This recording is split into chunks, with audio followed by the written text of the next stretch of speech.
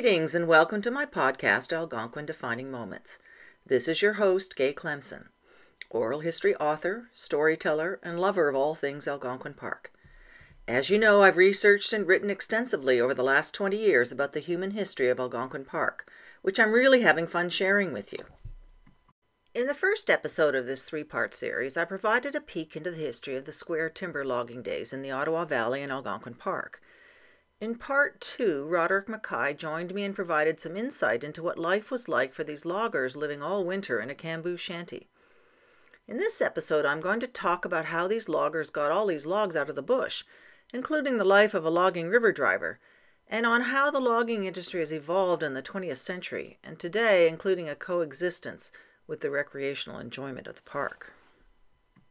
As shared in episode 11, logging began with the identification of suitable trees in the bush. The trees were then cut down by tree fellers and linemen, fashioned into square timbers by scorers and hewers. Once cut and shaped in the bush, the squared logs had to then be hauled to local waterways. In the early days, oxen were used because they could live on coarser food than horses, could withstand harsher treatment, were less excitable, and could go easily through swamps that would spook a horse. Wooden yokes were also cheaper than leather harness and didn't break as easily. Oxen also pulled more, though weren't as fast. They were much more difficult to manage.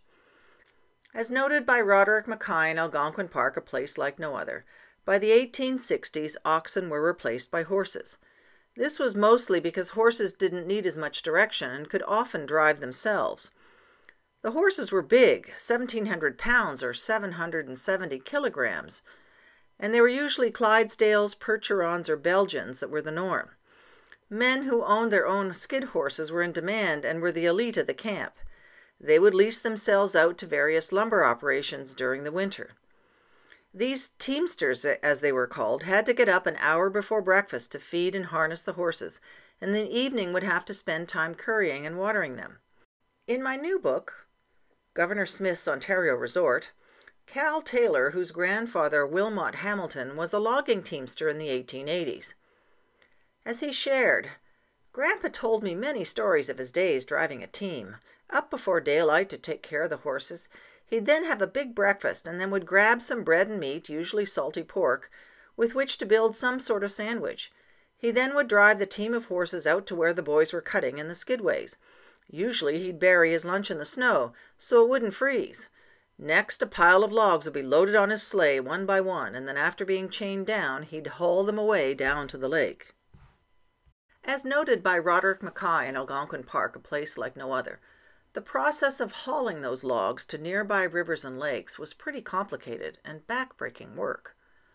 The logs were first pulled to what were called skidways, which were really just flat landing or staging areas spread out about 200 feet or 60 meters apart along the logging roads that were cut through the bush. The average skidway was 25 feet or 7.6 meters wide and 70 feet or 21 meters long and contained about 350 logs. At the skidway, a scaler would count and measure all of the logs, and then they'd be rolled up wooden skids into a pile. In later years, each log would be stamped with a brand unique to that specific logging company. All winter long, water would be spread along the logging roads so that the sleighs that hauled the piles of logs could more easily traverse the roads. By spring, these ice roads would sometimes be as much as 12 inches or 31 centimeters thick. Surveyors tried to lay out the logging roads as flat as possible, as it was extremely difficult for horses to haul the sleighs full of logs uphill. On downhill slopes, the team drivers had to be very careful, as on a steep hill, the sleigh could easily overtake the horses and the driver. To make sure that didn't happen, a man was stationed at each hill with a pile of straw or hay, which would be thrown over the icy surfaces in just the right amounts to slow the sleigh down but not cause it to stick. On steeper hills, warm sand would be used for this same purpose. Of course, in later years, different kinds of ropes and pulleys were used to apply pressure and increase the resistance. It would, though, be an understatement to say that accidents weren't infrequent, as they were, and often deadly to both horse and man. All the logging roads ended up at a lake where the logs were then piled out on prepared lake ice. Preparation involved a row of snowshoe-clad men stomping back and forth across a section of the lake to pack down the snow and enable a thick layer of ice to be formed.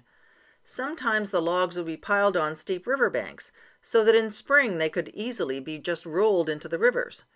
By mid-March, the cutting and hauling of logs had to stop as spring's thaw was about to begin, though the towing of the logs across the lakes and the driving of them down rivers didn't usually begin until late April, once the ice had left the lakes. Cal Taylor, who I mentioned previously, shared in 1994 his experience as a child watching the loggers get logs to the lake. There was a very dangerous hill to go down to the lake. Usually chains were wrapped around the sleigh runners to slow down the sleigh on the downhill. It was usually sanded as well. The horses would be driven out onto the lake and logs unloaded and then back for another load until darkness halted the job. The area where the logs were dumped on the frozen lake was always kept rolled so the logs could be spread evenly. Around the outer perimeter of these logs ran other logs that were chained together, forming what they called a boom. In the spring of the year when the ice melted, this boom held the logs. Those workers who stayed on as river drivers were a different kind of cat. They had a different set of skills and usually a different attitude towards risk, as river driving was far more dangerous than cutting logs in the bush. River drivers were also known as river hogs or blackwater or whitewater men. Once the lakes were free of ice, the logs were herded downstream. Sometimes the natural currents would carry them. As noted by Roderick Mackay in Algonquin Park, a place like no other, at other times large boom logs were specially cut and chained together that encircled a collection of logs that were towed by a cadge crib. In essence, a cadge crib was a special raft with a large spool or capstan in the center around which wound a thick rope. A large anchor or stone was towed down the lake and dropped, which was attached to the spool. 3 men would walk round and round the capstan until the rope was wound up and the boom was hauled to the anchor. This process was repeated over and over to haul the log boom down the lake.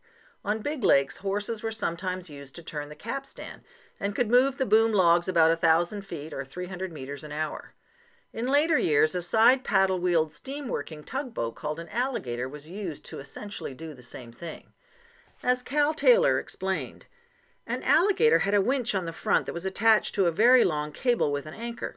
The alligator would move down the lake and at the end of the cable would drop an anchor. It would then use its paddle wheels, fed by a steam-powered boiler, to take it back to the log boom. Then the winch would be used to pull the alligator and the log boom back up to where the anchor was. This process would be repeated over and over until the log boom was maneuvered across the lake. Sometimes the anchor would be attached to a large tree, say on a point, and the alligator and log boom winched from there. I remember I did a couple of shifts with the alligator operator. My recollection is that it wasn't a lot of work to do, but there was plenty of good food. With an alligator, the anchor could be dropped as far as a mile away, so they were huge time and labor savers on big lakes. An alligator was also unique because it could pull itself overland or portage across log skids using its own winch that was attached to any large tree ahead. At the Algonquin Logging Museum, there's a reconstructed example of one, the William M. at Station 9. Bud Doring, who grew up in Brent on Algonquin Park, Cedar Lake, worked the summer of 1946 on the William M. for the Gillies Lumber Company. His main duties were to hook up and unhook the tow ropes from the alligator to the log booms and row a pointer boat to shore to load the firewood for the steam engine. He was also the cook using a small gas stove where he would fry eggs for the captain and the crew. Another of his duties was to watch for sparks from the smokestack to make sure that the coils of rope on the deck didn't ignite. He had to have close at hand a pail of water to douse the occasional flare-up. He was also sent in the pointer boat to free up any logs that got caught on anything. He did claim, though, that the alligator moved very slowly, so slowly that he was sure he could swim faster than the tug could move itself in the water. The logs were floated from the company limits on the Nipissing River about 30 miles west of Cedar Lake. From there, they would warp the logs 11 miles down the lake to the entrance to the Otttawa River, which would take them eventually to the Ottawa River.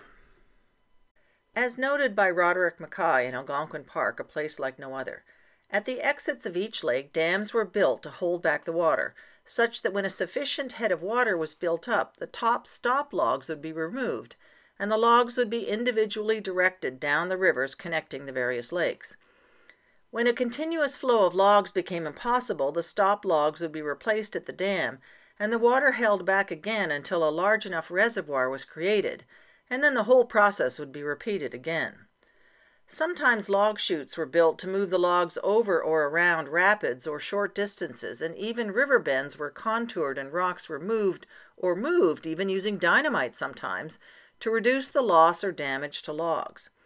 The first logs down a river in the spring would grease, in other words, fill up all the little bays and backwaters and form side jams along the river, so that the logs coming behind would continue running down the natural main channel. At the end of the drive, men would come down to clean up the logs which had stuck. This operation was called a sweep or a sack or a picking the rear. Mackay went on to write that river drive camps were usually situated about 5 miles or 8 kilometers apart, at or near a set of rapids or a dam or a timber chute. The river driving season usually lasted from ice out in mid to late April until mid to the end of June.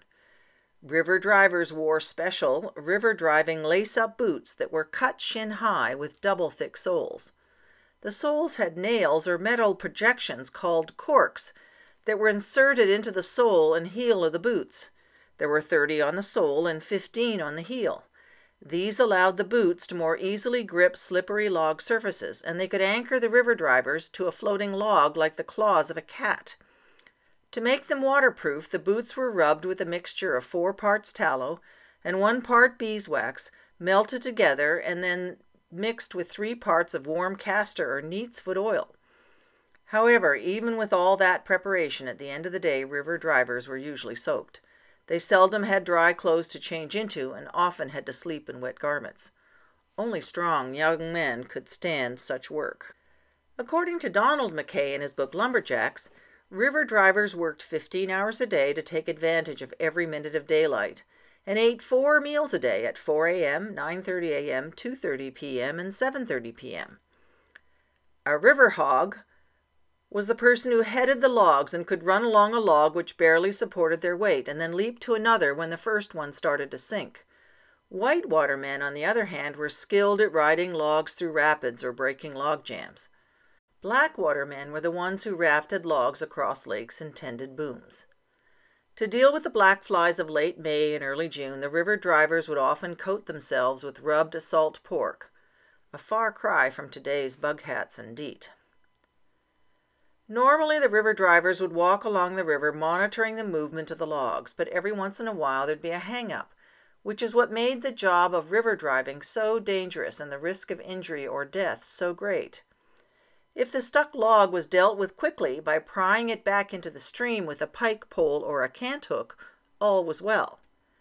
Pike poles used to prod the logs along were made of 12-foot or 3.7-meter long black spruce or ash, with either a blunt toe or gaff like a sharpened boathook.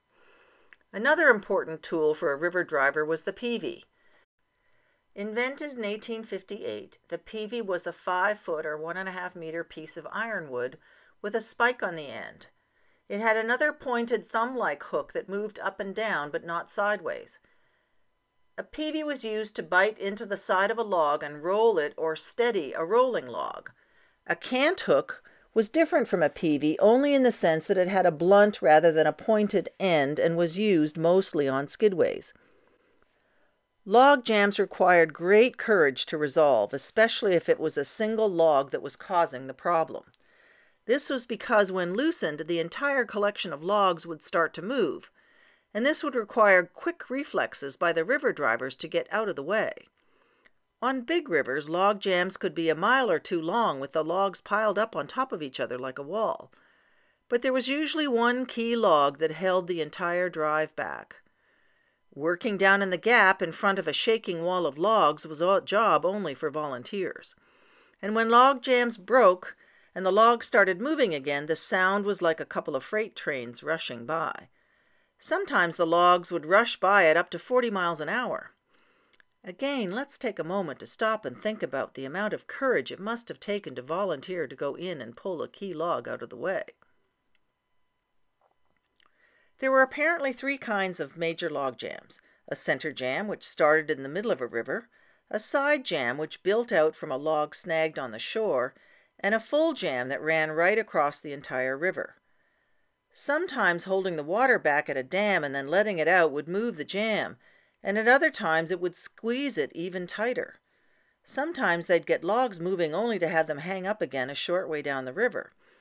Sometimes it would take 4 or 5 days to get 10,000 jammed cords out of the river. Jam busters would pry off logs one by one until they found the key log. The foreman would direct the efforts, watching the logs and listening carefully as the mound of logs shifted and groaned. Then, when there was a sudden shudder through the whole mass, the foreman would call for the jam busters to move and the jam would break and go. If a jam buster were fast, he would be out of the gap and off over the logs to shore like a scalded cat, his peavey held high across his chest for balance. If he moved too late, the best he might hope for was a rough ride to quiet water on one of the tumbling logs. Some were not so lucky in getting out of the way of the power of the logs, and many a shanty song recounted the death of a river driver mate. Here's one about Gary's Rocks.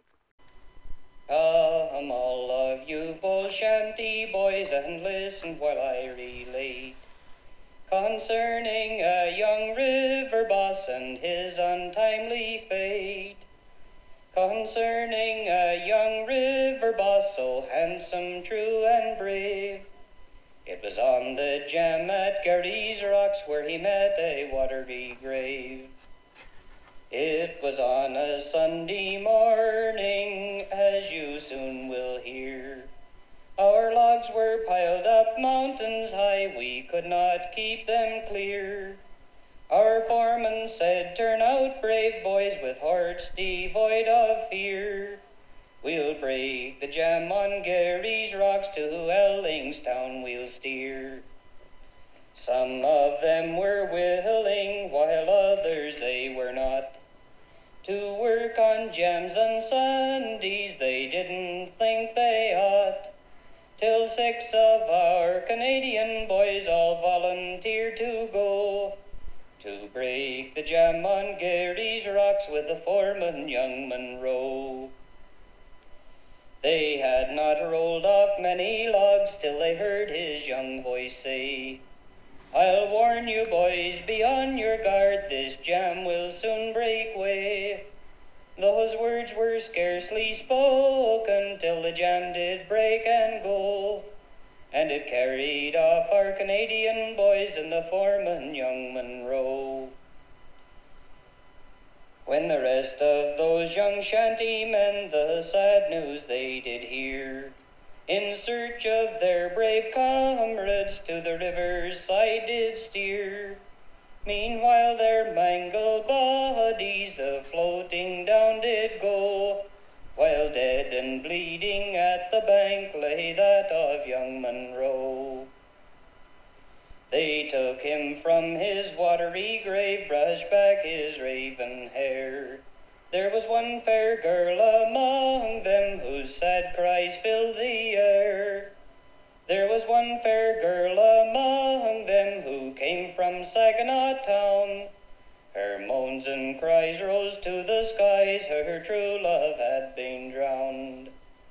Fair Clara was a noble girl, the riverman's true friend, who with her widowed mother lived by the river's bend. The wages of our foreman, the boss to her did pay. Those shanty boys made up for her a liberal purse that day. They buried him in sorrow's depths, it was on the 1st of May. On a green mound at the river bank there grew a hemlock grey. Inscribed on this grey hemlock by the river's side did grow was the name, the date of this sad fate of our foreman, young Monroe. Fair Clara did not long survive, her heart broke with its grief. Only 6 months after that death came to her relief. When at last her time had come then, and she was called to go Her last request was granted to be laid by young Monroe. In 1846, 130 men died on 20 rough tributaries of the Ottawa River. Those who died were usually buried beside the river with their boots hung on a nail or branch, with sometimes a crude wooden cross or a collection of logs used to mark the spot. I remember seeing the remains of such a spot on the Otttawa River whilst canoe tripping in the area in the late 1960s. In 1903, Ernest Machado made note in his diary and photographed a gravesite of the collection of logs type that they passed on the side of the Opeongo River south of Annie Bay. There's a picture of it on my website and on the YouTube video for those interested in seeing what it looked like. Sometimes a jam didn't respond to peavey and pike, so the foreman would try a jam dog. 2 strong hooks in the middle of a rope stretched across the stream were driven into the key log and pulled by men or horses on opposite banks of the river. River driver teams only used dynamite when there were no other options, as there was a risk that blasting the logs would splinter them. Men known as powder monkeys would bind sticks of explosive to a long pole with a fuse and shove it into a hole in the jam. They would then retreat with well-timed nonchalance to the shore. The dynamite was packed like soft brown sugar in a paraffin-coated cartridge. It was carried in wood boxes packed with sawdust. The fuse came in 50-foot or 15.2-meter coils that would burn for 30 seconds, and the charge was ignited with a copper cap containing fulminate of mercury. As recounted by Donald McKay in his book Lumberjacks, river driver foremen in those days had to run faster, jump higher, and spit further than any son of a bitch in the camp. Usually they had started work in lumbering as a young boy, had done practically every job, and had a style and energy that set the pace for the camp. The foreman's word was law, and the badge of office was the light axe he carried. Most had nicknames, and were the first up in the morning and the last to turn in at night. They also had to be inventive improvisers, as the local hardware store was a long way away. Here's another river driver shanty song. Both this one and the previous one I shared with you were sung by Tom Brandon and recorded by Edith Folk and found on an album called Lumber Songs from the Ontario Shanties. It features ballads sung by former loggers and woodsmen from Ontario, and I found it on a website called internetarchive.org. Come all you young boys from the river, come and listen to me for a while. I will tell you all a sad story of my friend and kind chum Johnny Stiles.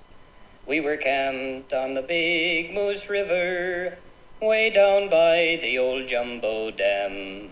One morning while eating our breakfast, on the rocks we espied a great jam.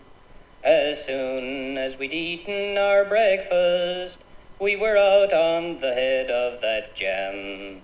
There 2 of the boys took the pole trail to break out the reservoir dam. We worked for an hour and a quarter, our pikes and our peaveys did pry, never dreaming that one of our number this day would so horribly die. On the river there was never known better than my friend and kind chum Johnny Stiles. He had rode the logs oftener than any, he had always been reckless and wild. We worked for an hour and a quarter, the sweat down our bodies did pour, till the water got worked down in under, like lightning she pulled out of there. Ride her down, boys, ride her down to dead water, so gladly our foreman did shout. Not a man in the gang who won't ride her, not a man in the gang who'll back out. Bad luck was with Johnny that morning, his foot it got caught in the jam, and you know how those waters go howling from the flood of the reservoir dam. But I was not far from poor Johnny when I first heard his wild shout, but you know how those waters go rolling They roll in and they never roll out. We rode it down to dead water. A sweat down our bodies did pour, till we pulled his dead body from in under, and it looked like poor Johnny no more. He was crushed from his head to his shoulders, his body in tatters and strings. So we buried him there by the river, where the lark and the nightingale sings. He was crushed from his head to his shoulders, in pieces the size of your hand. On earth we look after his body. May the Lord take his soul in command. Once these individual sticks made it through the various tributaries to the banks of the Ottawa River, then the real fun would begin. They would be assembled into rafts for the trip down the Ottawa River. The basic unit of a raft was the crib that included 20 sticks of square timber, approximately 26 feet or 7.9 meters wide by 50 feet long or 15 meters. The sticks were locked between two big logs which served as floats. A crib weighed 40 tons and was fitted with oar locks for 20-foot or 6.1 meter sweeps. Cribs were coupled together with cap pieces which were short planks which fitted over wooden pegs, and when rough water or rapids were encountered on the rivers, each crib was uncoupled like a railway car and driven separately down the difficult part of the river. To get around Chaudière Falls, one of the biggest obstacles on the river, the large cribs would again be disassembled and each individual crib was floated down a timber slide. This slide had been built by Ruggles Wright, who was Philemon's son, in 1829. It was a shallow canal about 3/4 of a mile long that moved the 25-foot or 7.8 meter cribs down a series of inclined planes to the pool of water below. At the top of this chute, a pilot and a steersman would ride and steer each crib down the long, watery slope. There's a marvelous picture on my website, algonquinparkheritage.com, of this slide at Chaudière Falls. After Chaudière Falls, the cribs would then be reassembled for the ongoing journey to Quebec City, where they'd be loaded onto sailing ships and sent to England. Ottawa River rafts often contained 80 to 100 cribs and were manned by a crew of 22 men who slept in crude shanties on the rafts. As mentioned previously, a fabulous story of the last Ottawa River crib drive, which is another must-read, is Ron Corbett's 2008 One Last River Run. It recounts his adventures organizing and documenting the building and reenactment of the last commercial square timber raft to float down the Ottawa River in 1908. In June 2008, on the 100th year anniversary, he and a handful of others traversed from Shatz Lake to the Museum of Civilization in the heart of Ottawa on a 30-ton raft. Arriving on Canada Day, the trip was an incredibly popular success, and the line to view the craft both along its way and at its resting berth was unbelievable. According to Roderick Mackay in his book Algonquin Park, A Place Like No Other, the last timber limit sold to the Gilmore brothers firm Gilmore and Company took place in 1892, and it was for the land around Canoe and Burnt Island lakes. The loggers began cutting pine in 1893 with the intent to float all of it to Trenton. Gary Long's book, When Giants Fall, is a great read for anyone interested in this misadventure. They built a large depot at the end of Tea Lake where it enters the Oxtongue River, about where the picnic area is today. A few years later, after that terrible debacle, they decided to build a sawmill on the north end of Canoe Lake and mow it. The mill began operations in April 1897, just after the Ottawa Arnprior and Parry Sound Railway began commercial and passenger operations. Over the years, other sawmills by other firms were built at Rainy, Brûlé, Brent, Cochon, and Kiosk Lakes, to name a few.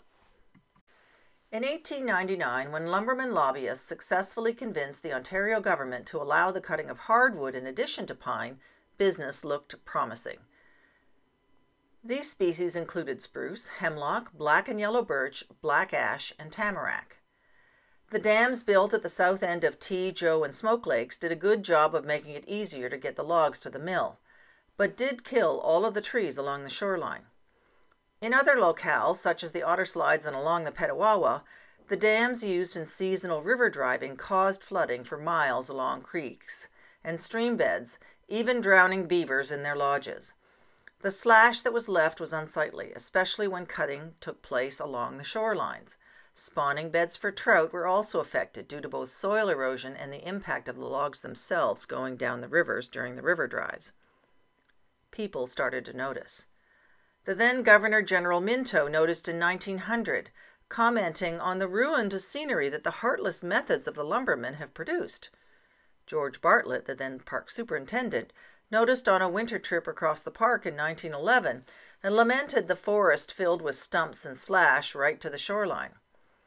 As Rory Mackay noted in Algonquin, a place like no other, he feared that in a few years, less than most imagine, we shall find we have a vast burned country, worth nothing to us and nothing to our children.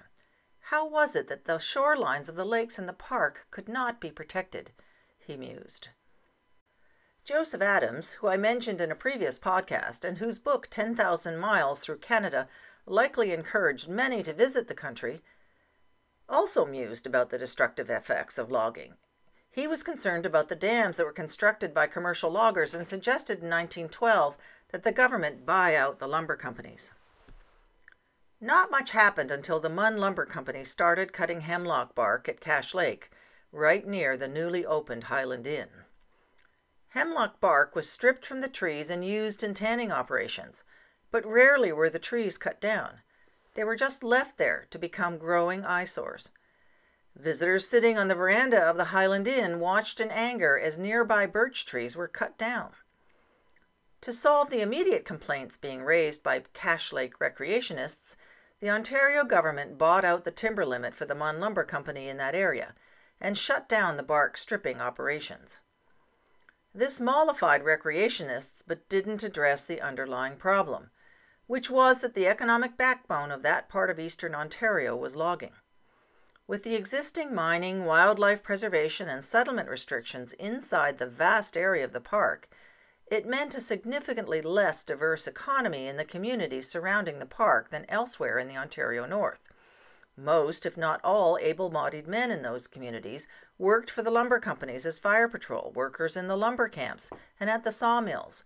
The stumpage fees collected for each board foot harvested were an important source of income for the Ontario government as well at that time. Pressure to stop all logging in the park remained, but was ultimately unsuccessful. In the 1930s, there was another sustained public outcry about the visible destruction that logging was causing. In response, the then park superintendent changed the park regulations so that 100 feet or 30.1 meters of shoreline around Cache Lake was reserved to protect lake's scenic beauty. This policy was eventually extended to include all of the lakes in the park. Nevertheless, below the surface, complaints continued. Even Frank McDougall, the park superintendent from 1931 to 1941, and later the deputy minister for lands and forests, muttered about the problems created by sawmills, including the lost beauty of the site, the debris that became eyesores, and what to do with the people in the mess when those same sawmills failed. As some of you may recall, my YouTube video of what life was like on Canoe Lake during the 1918 pandemic year, and several of my books have pictures of the Canoe Lake Mill and Shipyard, which was an eyesore for decades.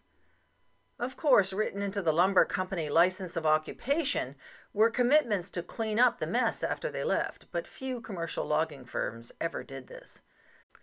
This left the Ontario government with all the problems, which is what I suspect McDougall was really intimating.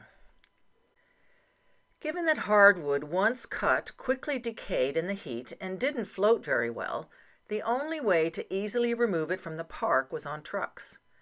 To facilitate this movement of logging trucks, in 1945 the Department of Lands and Forests, who managed all of Ontario parks, made plans to construct, mostly in the park, almost 400 kilometers of main gravel roads and 250 kilometers of secondary gravel roads.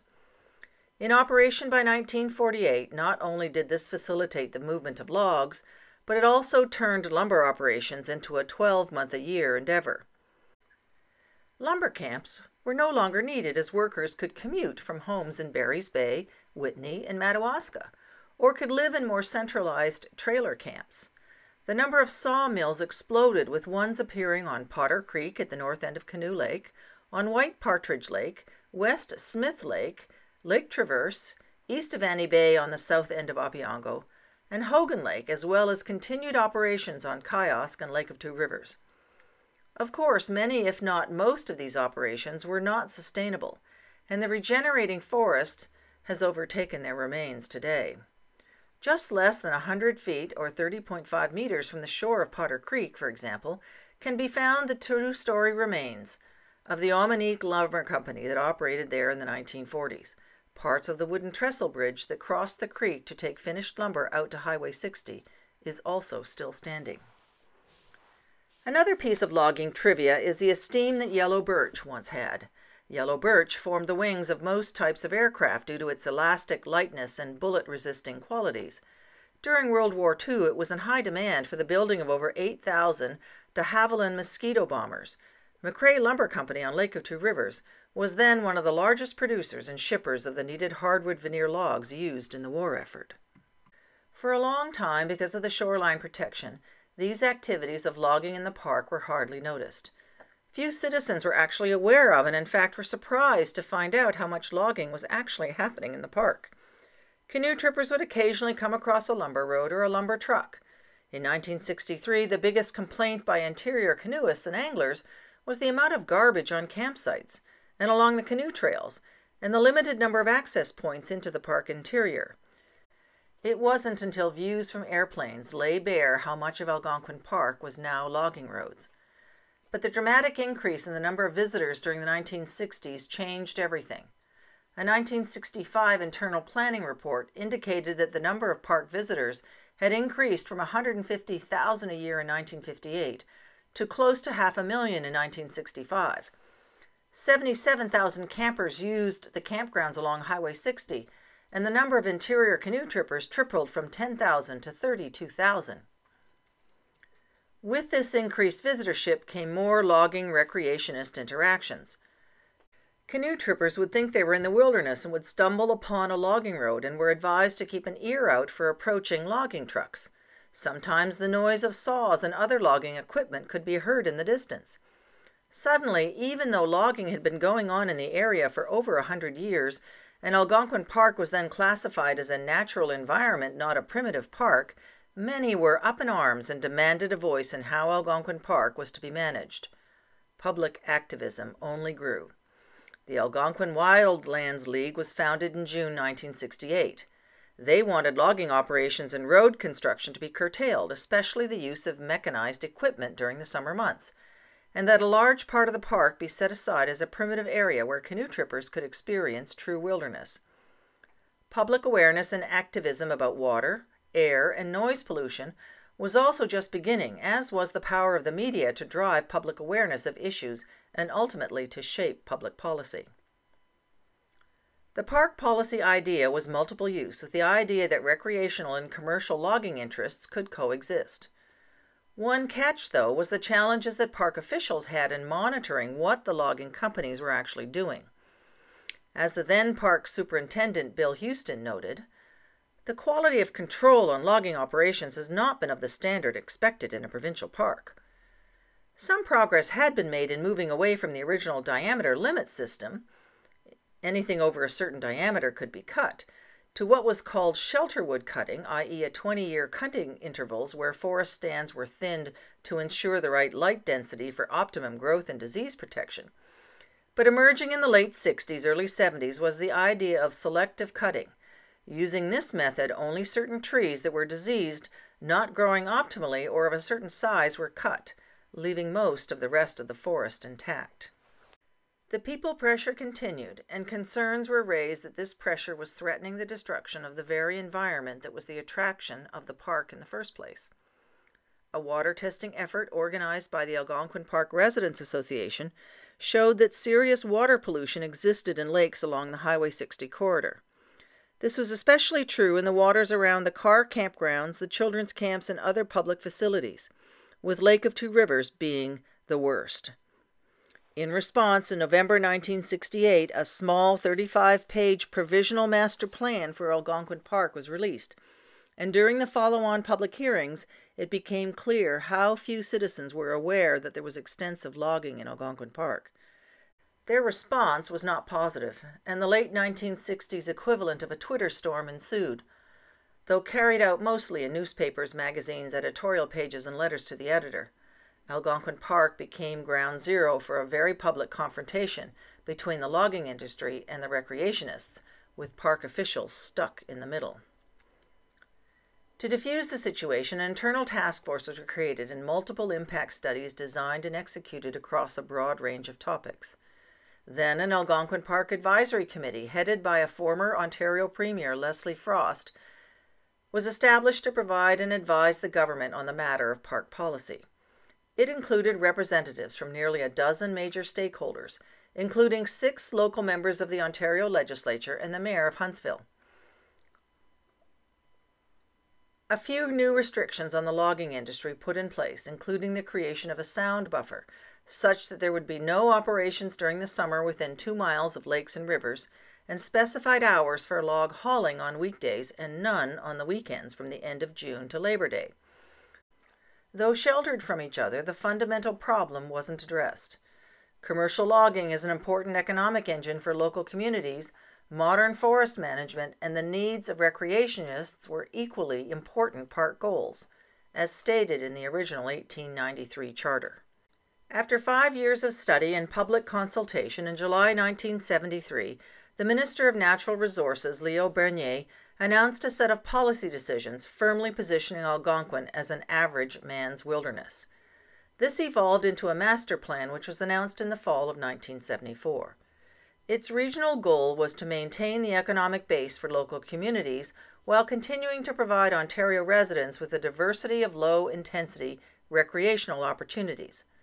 The park was divided up into zones, each with a different purpose, from primitive and recreational zones that were to be free of logging, to natural zones to protect specific habitats, to historic zones to recreation utilization zones where both would be permitted with specific restrictions.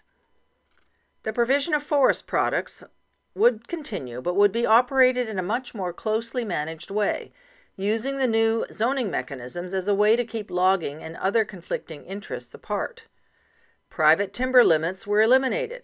A Crown agency, the Algonquin Forest Authority, was created with the mission of ensuring that the long-term health of Algonquin's forests, while producing a sustainable supply of forest products for the forest industry of the region, and in so doing, maintain the park values for future generations. The AFA would provide wood products to local sawmills that would all be located just outside the park boundaries, and sound restrictions were put in place from late June to early September. More forest regenerative work would be undertaken and formal programs initiated to educate the public of the benefits of forest management. To reduce the pressure on the interior, in 1976, a quota system for canoeists was instituted, limiting the number of canoeists that could depart from an access point on any given day and the number of campsites on specific lakes. Campsites located at portage entrances and on small islands were closed down. In 1978, a total can and bottle ban was initiated, and over time additional access points were created. Today it is possible to access the interior through 34 designated access points. This was where things stood until 1998, when the Algonquin Park Master Plan was replaced with the Algonquin Park Management Plan. This 20-year plan's overall goal was to provide protection of natural and cultural features, while providing opportunities for low-intensity recreational, wilderness, and environmental experiences. More nature reserve and development zones were added, and a new natural environment zone was created that could act as a buffer around development zones. In these zones, low-impact backcountry use was allowed, but not high-intensity development in the extraction of natural resources. The northern rail line across the northeast side of the park was rerouted along the Ottawa River, and the rails taken up. In 2007, attempts were made to lighten the ecological footprint of logging in the park even more, and though it took 6 years of consultation and collaboration, in 2013, a joint proposal for lightening the ecological imprint of logging in Algonquin Park was published. Areas that were more difficult to harvest because of their proximity to canoe routes along waterways in boggy or other wet areas were removed from harvesting. With these efforts, logging was reduced to approximately 51.2% of the park, and only a small portion of trees would be harvested in any one year. More practices were put in place so that mature timber was removed in such a way that injury to the existing forest was minimal, the forest character of the area preserved, and the natural reproductive processes maintained as much as possible. In 2016, there were over 300 people employed in Algonquin woods-related activities, and another 3,000 employed at the nearby sawmills. The sales volume of Algonquin Forest Authority forest products reached 20 million, with an overall economic value added estimated to be 356 million. Today, their approved forest management plan is updated every 10 years and is prepared by professional foresters intent on maintaining a healthy, sustainable forest. Most people aren't aware, likely, that the Algonquin Forest Authority is considered a leader in forest management and has received many awards over the years, and is totally committed to ensuring that the values that make Algonquin Park great are maintained. Each of the key stakeholders, whether it's the logging operations, the indigenous groups, or all of the recreationists, we each have different perspectives and interests, and it's important for us not to forget the park's original objectives as set forth in 1893 by Kirkwood so long ago. Though modified and updated somewhat in today's management plan, the overarching goal is, in the end, to provide protection of natural and cultural features, continuing opportunities for a diversity of low-intensity recreational, wilderness, and natural environment experiences, and within this provision continue and enhance the park's contribution to the economic, social, and cultural life of the region. Today, Algonquin Park has 5 specific objectives. They are, number 1, to protect provincially significant elements of the natural and cultural landscape of Algonquin Park. 2, to provide outdoor recreation opportunities ranging from high-intensity day use to low-intensity wilderness experiences. 3, to provide opportunities for exploration and appreciation of the outdoor natural and cultural heritage of Algonquin Park. Number 4, to provide Ontario residents and out-of-province visitors with opportunities to discover and experience the distinctive regions of Algonquin Park. And lastly, to practice sustainable resource management in Algonquin Park for the long-term health of the park's ecosystems and to provide recreational, cultural, and economic benefits. But the park also needs our protection, and there's a set of values associated with park use that we need to occasionally remind ourselves of and proactively educate those new to its charms.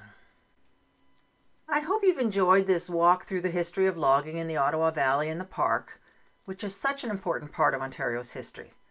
As mentioned in previous episodes, I've posted a collection of photographs on my website, algonquinparkheritage.com.